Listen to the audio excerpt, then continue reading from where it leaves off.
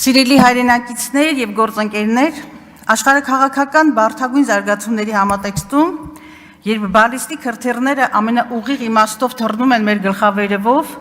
երբ միջուկային պատերազմն ավելի քան հավանական է և Հայաստանի անվտանգությունը զրոյական, Հայաստանի Հանրապետության իշխանությունները ներքին պատերազմ են հայտարարել հայաստանյաց առաքելական Սուրբ եկեղեցուն և հայ ժողովրդին։ Այո, սեփական ժողովրդին, որովհետև եկեղեցին ինքը հայ ժողովուրդն է։ Եթե այս դահլիճում կա մեկը, ով սա չի գիտակցում, շատ վատ է։ Բայց ողբերգականն էլ հենց այն է, որ մեր հավաքական ինքնությանն ու խորքային հիմքերին հասցվող հարվածները ծրագրային են և թիրախավորված։ Որքան էլ ձգտեք ներկայացնել, թե հայ առաքելական եկեղեցին շարքային կրոնական կազմակերպություն է, դա իհարկե այդպես չէ։ Նրա բացառիկ դերակատարությունը լավագույնս արտացոլված է Սահմանադրության 18-րդ հոդվածում և հետևյալ մեկնաբանությամբ. Հայաստանի Հանրապետությունը ճանաչում է հայաստանյաց առաքելական Սուրբ եկեղեցու որպես ազգային եկեղեցու բացառիկ առաքելությունը հայ ժողովրդի հոգևոր կյանքում, նրա ազգային մշակույթի զարգացման և ազգային ինքնության պահպանման գործում։ Առանձին 17-րդ հոդվածով ամրագրված է նաև եկեղեցու և պետության տարանջատվածությունը։ Եվ այնուամենայնիվ մեր աչքի առջև եկեղեցին հայտնվել է հերետիկոսական հարձակման թիրախում և հատկապես այն պահին, երբ երկիրը թաղված է սոցիալական, տնտեսական և բարոյական խորը ճգնաժամի մեջ, երբ համատարած խայտառակ ձախողումներ են, տարածքային զիջումներ և նոր պատերազմի սպառնալիք։ Միամտություն կլինի ենթադրելը, թե կատարվողը հերթական անհավասարակշիռ պոռթկում է, ոչ նորմատիվ վարք կամ երկրի տնտեսական, դիվանագիտական և քաղաքական ֆիասկոյից ուշադրությունը շեղելու քայլ։ Փաստերի պարզ համադրումից ակնհայտ է դառնում, թե եկեղեցու նկատմամբ արշավը որքան համաքայլ է թշնամական երկրի հոգևոր և քաղաքական առաջնորդների ագրեսիվ հռետորաբանությանը, Էջմիածնի պատմական ակունքները կասկածի տակ դնող անբարո հայտարարություններին և Հայաստանի պարտված իշխանություններին ամենօրյա ռեժիմով պահանջներ պարտադրելուն։ Նույնքան էլ ակնհայտ է, որ վարչախմբի, Արցախի հարցը փակված համարելուն, գերիների նկատմամբ անտարբերության, Բաքվում ընթացող դատավարությունների շուրջ քար լռության, իրական և պատմական Հայաստանների մասին ապազգային հայտարարությունների ֆոնին ինչ հոգեխանգարմունք պիտի առաջացներ միջազգային հարթակներում արցախայության իրավունքների, Արցախի հոգևոր մշակութային ժառանգության պաշտպանության, հայ գերիների վերաբերյալ եկեղեցու և քաղաքական ընդդիմադիր շրջանակների դիսկուրսը։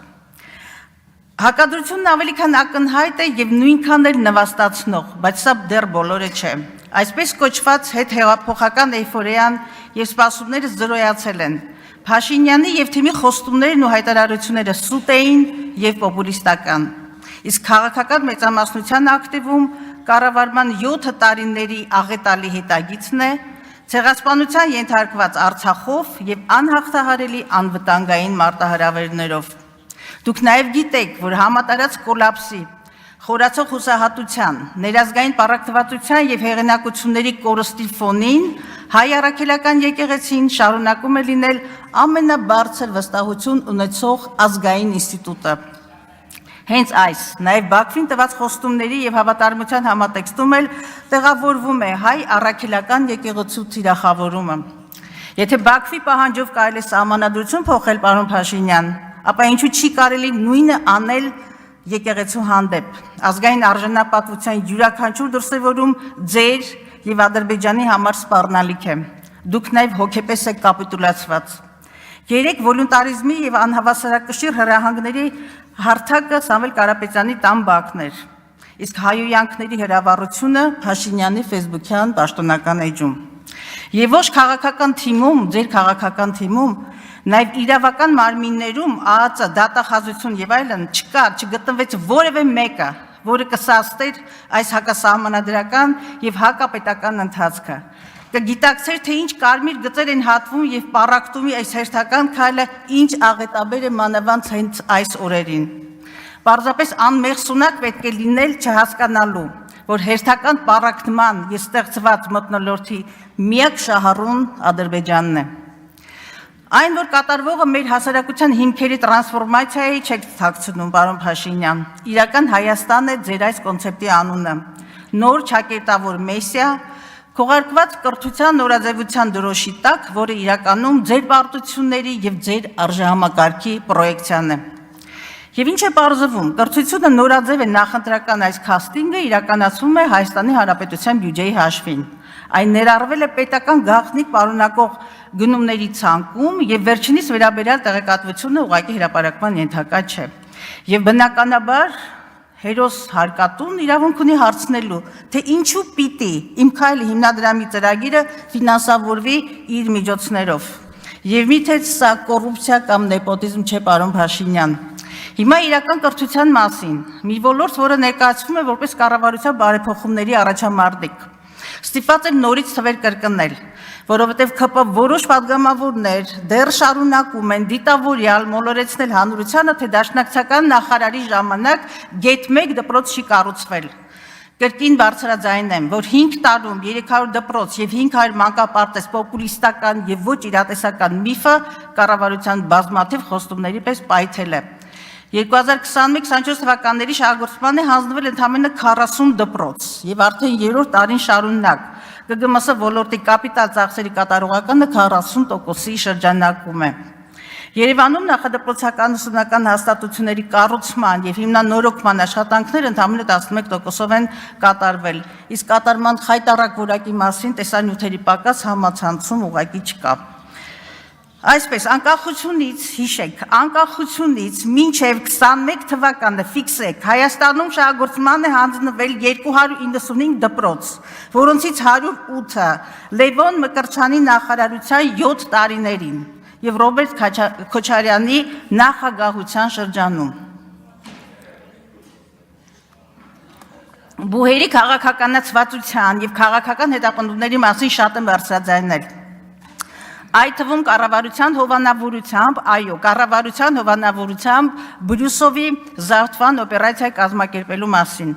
Բուհի հոգաբարձուների խորհրդի նախագահ փոխվարչապետ Խաչատրյանի ներկայացրել եմ օրենքի կոպիտ ոտնահարումներն ու զեղծարարությունները, զրո հետևողականություն։ Ինչ ունենք, 40-ից ավելի որակյալ մասնագետներ հեռացվել են Բուհից, նախկին ղեկավարության նկատմամբ շինծու դատավարական գործերը մեկը մեկի հետևից այսպես պայթում են, միլիոնների հատուցում նրանց, իսկ մամուլում շրջանառվում է Գյուրջինյանի կոռուպցիոն սկանդալների մասին բազմաթիվ հրապարակումներ և դիմումներ կոռուպցիոն կոմիտեին։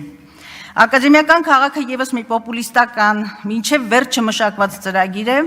և պետական միջոցներից 940 միլիոն է հատկացվել մի ուրեմն ծրագրի, որ հատկացում է հիմնական նախագծահետազոտական աշխատանքների վրա են ուղղվելու այդ աշխատանքները, երբ Բուհի խոշորացման մշակված, հաշվարկված հայեցակարգեր, Բուհերի խոշորացման հայեցակարգեր պարզապես գոյություն չունեն։ Ժողովրդավարության խաղաթուղթն էլ է սպառվել և չի աշխատում։ Հայաստանը շարունակում է լինել կիսաազատ երկիր, իսկ միջազգային իրավապաշտպան կիսաերկրները կազմակերպությունները բարձրաձայնում են բազմաթիվ խնդիրներ, դատական համակարգի կախվածության, կոռուպցիայի դեմ պայքարի անարդյունավետության, կառավարության ծախսերի անվերահսկելիության, թիմակիցների կոռուպցիոն սկանդալները կոծկելու, ընդդիմադիրների նկատմամբ բռնաճնշումների, դատախազական համակարգի քաղաքականացվածության և այլ անբարո քաղաքական մշակույթի մասին։ Ոստիկանների հատուկ ստորաբաժանումների կողմից տասնյակ փաստագրված խոշտանգումները, արգելված զինատեսակի գործածումը, այդպես էլ քրեական որևէ պատասխանատվության չենթարկվեց և քրեական հետապնդման առարկա չդարձավ, իսկ ոստիկանապետը հեզասա հեռացել է, ասում են Միացյալ Նահանգներում է։ Օրերս իշխանությունների կողմից հատուկ խրախուսվող կարմիր բերետավորների կողմից արձանագրվեց հերթական կենդանաբարո վարքը, և եթե անգամ աշխատանքից հեռացվել է այդ կենդանին, պարզապես համոզված եմ, որ որևէ հետևություն չի կատարվելու, որովհետև ձերը, պարոն Փաշինյան, ոստիկանապետությունն է, ստի, ցինիզմի և բռնության վրա կառուցված երկիրը։ Այո, պարոն Փաշինյան,